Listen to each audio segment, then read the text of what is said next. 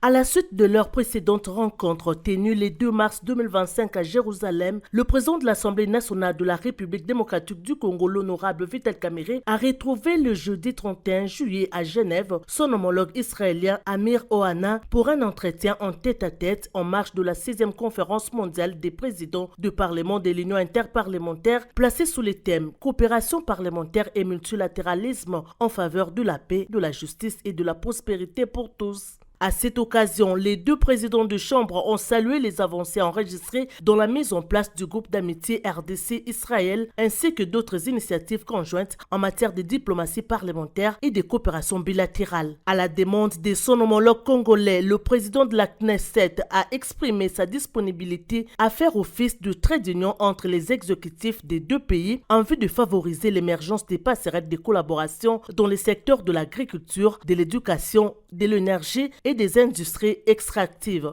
La question des conflits armés en République démocratique du Congo et au Moyen-Orient a également retenu l'attention des deux personnalités qui ont réaffirmé leur engagement commun à la paix et à la recherche des solutions durables aux crises qui affectent leur peuple. Ils ont souligné certaines similitudes structurelles entre les deux conflits, lesquels appellent une mobilisation internationale accrue ainsi qu'une lecture lucide et concertée des enjeux sécuritaires régionaux au regard de leurs répercussions sur la stabilité globale. Les deux parlementaires se sont accordés sur la nécessité de capitaliser les acquis de cette 6e conférence mondiale des présidents du Parlement, en particulier en ce qui concerne les défis sécuritaires propres à chacun de leurs pays. À cet effet, une mission parlementaire de la Knesset à Kinshasa a été envisagée. Peu avant de quitter Genève, le président de l'Assemblée nationale Vital Kamerhe a assisté à la session marquant la clôture de la 6e conférence mondiale des présidents des parlements dont la prochaine session se tiendra en 2030.